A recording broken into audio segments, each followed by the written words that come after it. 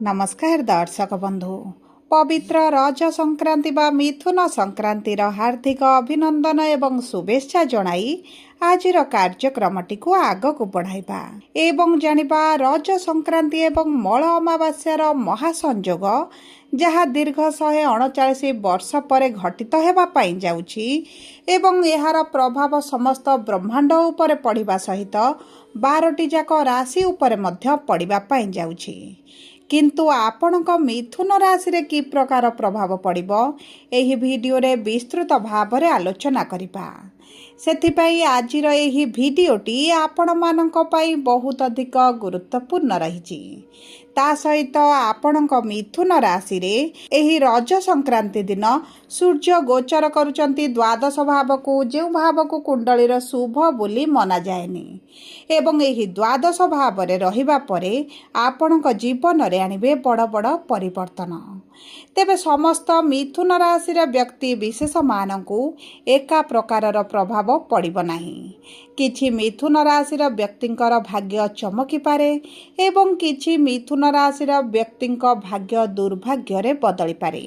यह संपूर्ण भाव रे आपणकर नक्षत्र उपरे निर्भर करुछि कि आपणकर केउ नक्षत्र रहिछि। देखंतु मिथुन राशि 3टी नक्षत्र रहिछि।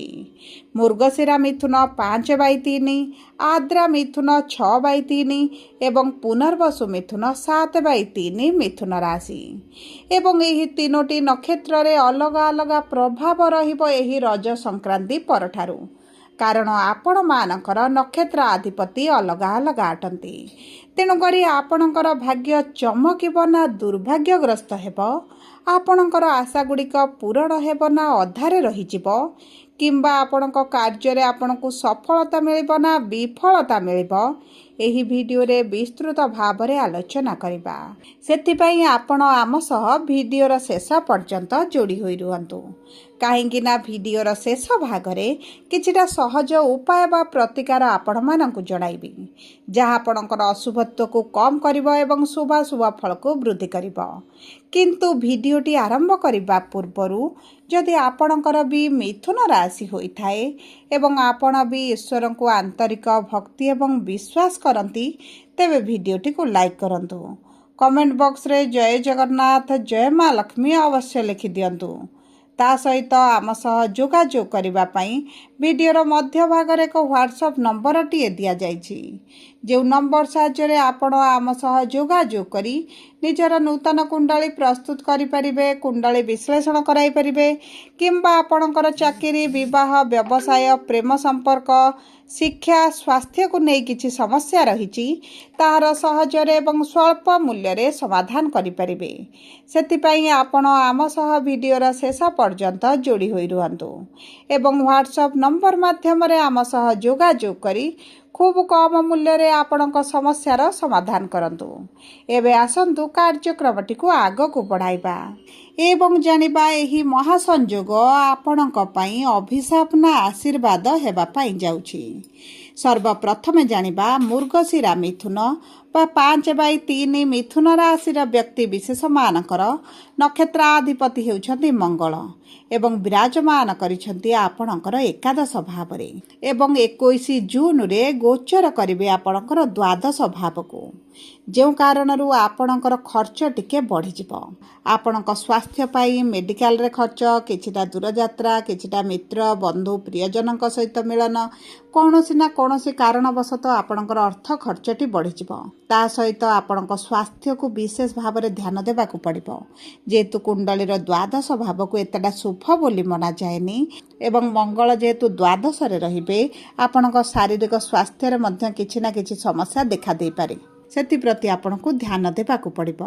एवं देखंतु सूर्य जेहेतु आपणक राशि रे लग्न भाव रे अछंती, जदि आपण सरकारी चाकरी पई चेष्टा करछंती, परीक्षा देउछंती, इंटरव्यू देउछंती, एंट्रांस देउछंती, किंबा सरकारी चाकरी पई आपण प्रिपरेशन हेउछंती, तेबे आपणक पई एही संपूर्ण मासटी अति उत्तम रहिबो।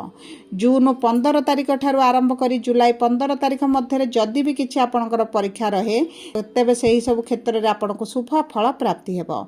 एवं देखंतु आपणक कर्मर भाव रे शनि जेहेतु विराजमान होइछंती, आपण जदि चाकरीर संधान रे रहिछंती, प्राइवेट चाकरी हो गवर्नमेंट चाकरी हो, आपणको मिलि जिबार संभावनाटी बहुत अधिक बढ़ी जाउछि। ଏବଂ ଦେଖନ୍ତୁ ଧନର ଭାବରେ ଦ୍ୱିତୀୟ ଭାବରେ ଦେବଗୁରୁ ବୃହସ୍ପତି ବିରାଜମାନ କରିଥିବାରୁ ଆପଣଙ୍କର ଯଦି କେଉଁଠି ବକେୟା ଅର୍ଥ ପଡ଼ି ରହିଛି ତାହା ଆପଣଙ୍କୁ ମିଳିପାରେ। କିନ୍ତୁ ଶୁକ୍ର ଯେହେତୁ ଆପଣଙ୍କର ଦ୍ୱିତୀୟ ଭାବରେ ଧନର ଭାବରେ ବିରାଜମାନ କରିଛନ୍ତି, ଆପଣ ନିଜ ପାଇଁ ହେଉ ନିଜ ପ୍ରିୟଜନଙ୍କ ପାଇଁ ଆପଣ କିଛି ନା କିଛି ଅର୍ଥ ଖର୍ଚ୍ଚ କରିପାରନ୍ତି।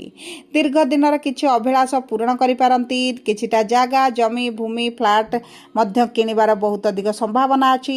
ଆପଣଙ୍କ ସୁଖ ସୁବିଧା ଭୋଗ ବିଳାସରେ ବୃଦ୍ଧି ଘଟିବ। ବିଦ୍ୟାର୍ଥୀମାନଙ୍କ ପାଇଁ ତ ଅତି ଉତ୍ତମ ସମୟ ରହିଛି। ଯଦି ଶିକ୍ଷା କ୍ଷେତ୍ରରେ କିଛିଟା ପରିବର୍ତ୍ତନ ଚାହୁଁଥିଲେ ତେବେ ଆପଣଙ୍କ ପାଇଁ ଅତ୍ୟନ୍ତ ଶୁଭଦାୟକ ରହିବ। ବିଶେଷ ଭାବରେ ଯେଉଁମାନେ ବିବାହର ପ୍ରସ୍ତୁତିରେ ରହିଛନ୍ତି, ବିବାହ ପାଇଁ ଚେଷ୍ଟା କରୁଛନ୍ତି, ବିବାହ ହୋଇପାରୁନଥିଲା, ତେବେ ଆପଣଙ୍କର ବିବାହ ମଧ୍ୟ ହୋଇଯିବ। ଏବେ ଆସନ୍ତୁ ଜାଣିବା ଆଦ୍ରା ମିଥୁନ ରାଶି ବା 6/3 ମିଥୁନ ରାଶିର ବ୍ୟକ୍ତି ବିଶେଷମାନଙ୍କର ନକ୍ଷତ୍ରାଧିପତି ହେଉଛନ୍ତି ରାହୁ, ବିରାଜମାନ କରିଛନ୍ତି ଭାଗ୍ୟର ଭାବରେ। ଦେଖନ୍ତୁ ଏହି ସମୟ ମଧ୍ୟରେ ଆପଣଙ୍କୁ ରାହୁ ଭ୍ରମିତ କରିପାରନ୍ତି। ଯେଉଁ ଲୋକ ଆପଣଙ୍କୁ ନିଜର ଲାଗୁଛନ୍ତି, ଯେଉଁ ଲୋକ ଆପଣଙ୍କୁ ପ୍ରିୟ ଦେଖାଯାଉଛି, ଯେଉଁ ଜିନିଷ ପ୍ରତି ଆପଣଙ୍କର ଆକର୍ଷଣ ବଢ଼ୁଛି, ହେଇପାରେ ସେହି ଜିନିଷ ସେହି ଲୋକ ଆପଣଙ୍କୁ ପରବର୍ତ୍ତୀ ସମୟରେ ଦୁଃଖ ଦେଇପାରେ, କଷ୍ଟ ମଧ୍ୟ ମିଳିପାରେ। ଦେବଗୁରୁ ବୃହସ୍ପତିଙ୍କର ପଞ୍ଚମ ଦୃଷ୍ଟି ଆପଣଙ୍କର ଷଷ୍ଠ ଭାବକୁ ଥିବା କାରଣରୁ ଆପଣଙ୍କର ଯଦି ପୂର୍ବରୁ ଋଣଗ୍ରସ୍ତ ଥିଲେ, ଋଣର କରଜର ବୋଝ ଆପଣଙ୍କର ବଢ଼ିଯାଇଥିଲା, ତେବେ ମଧ୍ୟ ସେହି କରଜଗୁଡ଼ିକ ଆପଣ ଶୁଝିପାରନ୍ତି ଏବଂ ଆପଣଙ୍କର ଆର୍ଥିକ ସ୍ଥିତିରେ ବୃଦ୍ଧି ପାଇବ। କିମ୍ବା ଯେଉଁ ବ୍ୟକ୍ତିମାନେ ଲୋନ୍ ଚାହୁଁଥିଲେ, କରଜ ଚାହୁଁଥିଲେ କିମ୍ବା ଇନଭେଷ୍ଟର ଚାହୁଁଥିଲେ କିଛି ବଡ଼ କାର୍ଯ୍ୟ କରିବା ପାଇଁ, ତେବେ ଆପଣଙ୍କର ଲୋନ୍ ପାସ୍ ହେବାର ମଧ୍ୟ ସମ୍ଭାବନାଟି ଦେଖାଯାଉଛି। ଷଷ୍ଠ ଭାବର ସ୍ୱାମୀ ଦ୍ୱାଦଶ ଭାବରେ ଥିବା କାରଣରୁ ଆପଣଙ୍କର ସ୍ୱାସ୍ଥ୍ୟଗତ ସମସ୍ୟା ଆପଣଙ୍କୁ ସମସ୍ୟାରେ ପକାଇପାରେ। ଆପଣଙ୍କୁ ବାରମ୍ବାର ମେଡ଼ିକାଲକୁ ମଧ୍ୟ ଦୌଡ଼ିବାକୁ ପଡ଼ିପାରେ। ବିପି ଡାଇବେଟିସ୍ ଉପରେ ନିୟନ୍ତ୍ରଣ ରଖନ୍ତୁ। ଉଚ୍ଚ ନିଚ ଭଳି ପରିସ୍ଥିତି ଦେଖା ଦେଇପାରେ। ତାହା ସହିତ ଆପଣଙ୍କର କିଛି ପୁରୁଣା ସ୍ୱାସ୍ଥ୍ୟ ସମସ୍ୟା ମଧ୍ୟ ବାହାରିପାରେ। ଏବଂ ଏହି ସମୟ ମଧ୍ୟରେ ଯଦି ଆପଣଙ୍କର କିଛି ପୁରୁଣା କୋର୍ଟ କଚେରୀ କେସ୍ ଚାଲିଛି, ତେବେ ସେଥିରେ ଆପଣଙ୍କୁ ଶୁଭ ଫଳ ପ୍ରାପ୍ତି ହେବ। ଯଦି ଆପଣଙ୍କର ଜମି ଭୂମି ଯାନବାହନକୁ ନେଇ କିଛି କେସ୍ ଚାଲିଛି, ତେବେ ସେଥିରେ ଆପଣ କିଛି ସମୟ ପାଇଁ ବିଳମ୍ବ ଦେଖିପାରନ୍ତି, କାରଣ ଏହି ସମୟ ମଧ୍ୟରେ ଆପଣଙ୍କର ଅର୍ଥହାନି ମଧ୍ୟ ଘଟିପାରେ। ଏବେ ଆସନ୍ତୁ ଜାଣିବା ପୁନର୍ବସୁ ମିଥୁନ ବା 7/3 ମିଥୁନ ରାଶିର ବ୍ୟକ୍ତି ବିଶେଷମାନଙ୍କର ଦେବଗୁରୁ ବୃହସ୍ପତି ହେଉଛନ୍ତି ଆପଣଙ୍କର ନକ୍ଷତ୍ରାଧିପତି, ବିରାଜମାନ କରିଛନ୍ତି ଆପଣଙ୍କର କୁଟୁମ୍ବର ଭାବରେ। ଏହି ସମୟ ମଧ୍ୟରେ ଆପଣଙ୍କ ଗୃହରେ ମାଙ୍ଗଳିକ କାର୍ଯ୍ୟ ଶୁଭ କାର୍ଯ୍ୟ କିଛିଟା ଅନୁଷ୍ଠିତ ହୋଇପାରେ, ଯେଉଁ କାରଣରୁ ଆପଣଙ୍କର ଅର୍ଥ କିଛିଟା ଖର୍ଚ୍ଚ ହେବ ଏବଂ ଏହି ଅର୍ଥ ଖର୍ଚ୍ଚଟି ଆପଣଙ୍କୁ ସନ୍ତୁଷ୍ଟି ପ୍ରଦାନ କରିବ। ଆପଣଙ୍କ ଗୃହରେ ବିବାହ ହୋଇପାରେ, ସନ୍ତାନ ପ୍ରାପ୍ତିର ଖୁସି ମନାଯାଇପାରେ, ସନ୍ତାନଙ୍କର କିଛିଟା ଫଙ୍କସନ୍ ପାର୍ଟି ମଧ୍ୟ ଆପଣ ଆୟୋଜିତ କରିପାରନ୍ତି। ତା ସହିତ ଦେଖନ୍ତୁ ଯଦି ଦୀର୍ଘ ଦିନ ହେଲା ଆପଣ ସନ୍ତାନ ପ୍ରାପ୍ତି ପାଇଁ ଚେଷ୍ଟା କରୁଛନ୍ତି କିନ୍ତୁ ସନ୍ତାନ ସୁଖ ଆପଣଙ୍କୁ ପ୍ରାପ୍ତି ହୋଇନଥିଲା, ତେବେ ମଧ୍ୟ ଆପଣଙ୍କୁ ସନ୍ତାନ ସୁଖ ପ୍ରାପ୍ତି ହୋଇପାରେ। ତା ସହିତ ଯଦି ଆମେ ଦେଖିବା ଆପଣଙ୍କର କର୍ମକ୍ଷେତ୍ରକୁ, ତେବେ ଆପଣ ଯଦି ପାର୍ଟନରସିପ୍ରେ କିଛି କାର୍ଯ୍ୟ କରୁଛନ୍ତି, ପୂର୍ବରୁ ଲସ୍ ଭଳି ପରିସ୍ଥିତି ଦେଖୁଥିଲେ, ତେବେ ଆପଣଙ୍କର ସେହି ପରିସ୍ଥିତିରେ ପରିବର୍ତ୍ତନ ଆସିବ। ପାର୍ଟନରଙ୍କ ସହିତ ଯଦି ପୂର୍ବରୁ ମନମାଳିନ୍ୟ ମତଭେଦ ରହିଥିଲା, ତେବେ ତାହା ମଧ୍ୟ ଦୂର ହୋଇଯିବ। ଦୈନନ୍ଦିନ ରୋଜଗାର କରୁଥିଲେ ଆପଣଙ୍କର ରୋଜଗାରରେ ବଢ଼ୋତୀ ଆସିବ। ଦେଖନ୍ତୁ ଆପଣଙ୍କର ସପ୍ତମ ଏବଂ ଦଶମ ଭାବର ସ୍ୱାମୀ ହୋଇ ଦ୍ୱିତୀୟ ଭାବରେ ଦେବଗୁରୁ ବୃହସ୍ପତି ବିରାଜମାନ କରିଛନ୍ତି। କର୍ମକ୍ଷେତ୍ରରେ ମାନ ସମ୍ମାନ ବୃଦ୍ଧି ହେବା ସହିତ ଯଦି କିଛିଟା ପରିବର୍ତ୍ତନ ଚାହୁଁଥିଲେ, ପୋଷ୍ଟରେ ପରିବର୍ତ୍ତନ ହେଉ, ଦରମା ବୃଦ୍ଧି ହେଉ କିମ୍ବା ଆପଣଙ୍କର ଟ୍ରାନ୍ସଫରର ଆଶା ରଖିଥିଲେ, ତେବେ ତାହା ମଧ୍ୟ ଆପଣଙ୍କର ପୂରଣ ହୋଇଯିବ। ଏହି ସମୟ ମଧ୍ୟରେ ଆପଣ କିଛିଟା ଏକ୍ସଟ୍ରା ଇନକମ୍ କରିବା ପାଇଁ ମଧ୍ୟ ଚିନ୍ତା କରିପାରନ୍ତି। ଆପଣଙ୍କର କିଛିଟା ଏକ୍ସଟ୍ରା ସାଇଟ୍ରେ ଇନକମ୍ କରିବେ କିମ୍ବା କିଛିଟା ନୂତନ କାର୍ଯ୍ୟ ଆରମ୍ଭ କରିପାରନ୍ତି। ଯେଉଁ ବ୍ୟକ୍ତିମାନେ ଚାକିରି ଛାଡ଼ି ବ୍ୟବସାୟ କରିବା ପାଇଁ ଚାହୁଁଥିଲେ, ତେବେ ମଧ୍ୟ ଆପଣଙ୍କୁ ଉତ୍ତମ ଫଳ ପ୍ରାପ୍ତି ହେବ। ଚାକିରିରେ ଆପଣଙ୍କୁ ବର୍ତ୍ତମାନ ସମୟରେ ସଂଘର୍ଷ ଦେଖିବାକୁ ପଡ଼ିପାରେ, କାହିଁକିନା ଶନି ଆପଣଙ୍କର କର୍ମର ଭାବରେ ଅଛନ୍ତି ଏବଂ ଜୁନ୍ 2027 ପର୍ଯ୍ୟନ୍ତ ଯେହେତୁ ଆପଣଙ୍କ କର୍ମ ଭାବରେ ରହିବେ, ଆପଣଙ୍କର କର୍ମକ୍ଷେତ୍ରରେ କାର୍ଯ୍ୟ ବଢ଼ିବା ସହିତ ଯଦି ନୂତନ ଭାବରେ କିଛି କାର୍ଯ୍ୟ ଆରମ୍ଭ କରିବେ, ସଂଘର୍ଷ ଆପଣଙ୍କୁ ଦେଖିବାକୁ ପଡ଼ିପାରେ। ଯଦି ଆପଣଙ୍କର ପୂର୍ବରୁ ଶିକ୍ଷା କ୍ଷେତ୍ରରେ କିଛି ସମସ୍ୟା ଚାଲିଥିଲା, ତେବେ ସେହି ସମସ୍ୟା ଆପଣଙ୍କର ଦୂର ହୋଇଯିବ। ସନ୍ତାନଙ୍କ ମାଧ୍ୟମରେ କିଛିଟା ଧନ ମାନ ସମ୍ମାନ ପ୍ରତିଷ୍ଠା ଆପଣଙ୍କର ବୃଦ୍ଧି ପାଇପାରେ। ଯଦି ଆପଣ ପୂର୍ବରୁ କିଛିଟା ଗୃହ କାର୍ଯ୍ୟ ଆରମ୍ଭ କରିଥିଲେ କିନ୍ତୁ କାର୍ଯ୍ୟଟି ଆଗକୁ ବଢ଼ିପାରୁନଥିଲା, ତେବେ ସେହି କାର୍ଯ୍ୟ ମଧ୍ୟ ଆପଣଙ୍କର ଆଗକୁ ବଢ଼ିପାରେ। କିମ୍ବା ଆପଣଙ୍କର ପିତାଙ୍କ ସହିତ ସମ୍ପର୍କ ପୂର୍ବରୁ ଭଲ ନଥିଲା, କିଛିଟା ମନମାଳିନ୍ୟ ମତଭେଦ ଚାଲିଛି, ତେବେ ସେହି ସମ୍ପର୍କରେ ଆପଣ ସୁଧାର ଆସିବା ଦେଖିବେ। ସବୁଠାରୁ ବଡ଼ କଥା ହେଉଛି ମାତାଙ୍କ ସ୍ୱାସ୍ଥ୍ୟରେ ବଡ଼ ପରିବର୍ତ୍ତନ ଆସିବ। ଆପଣଙ୍କର ସନ୍ତାନଙ୍କ ସୁଖ ସହିତ ପାରିବାରିକ ଜୀବନ ମଧ୍ୟ ସୁଖଦ ହେଲା ଭଳି ମଧ୍ୟ ଆପଣ ଦେଖିପାରନ୍ତି।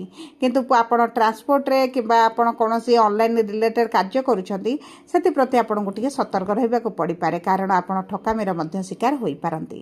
ସବୁ ପରେ ଅଶୁଭତ୍ୱକୁ ଦୂର କରି ଶୁଭ शुभाशुभ फल वृद्धि करने आपण प्रतिदिन हनुमान चालीसा पाठ करंतु कुकुर मानक किछिटा खाइबा पई दियंतु दुर्गा चालीसा पाठ करंतु देवगुरु बृहस्पतिंकर बीज मंत्र प्रतिदिन 108 थर पाठ करंतु ता सहित सूर्य को जल अर्पण करंतु एवं प्रति गुरुवार एवं बुधवार दिन आपण प्रभु गणेशଙ୍କ पाखरे दुब घास सहित लड्डू अर्पण करंतु एवं शनिवार दिन किछिटा कला रंगर जिनिस काहाकु दान कर दियंतु आपणक पई अत्यंत शुभदायक रहइबो। जदि आपणकर मिथुन राशि होइथाय वीडियोटी किभଳି लागला कमेंट बॉक्स रे लिखि जणांतु।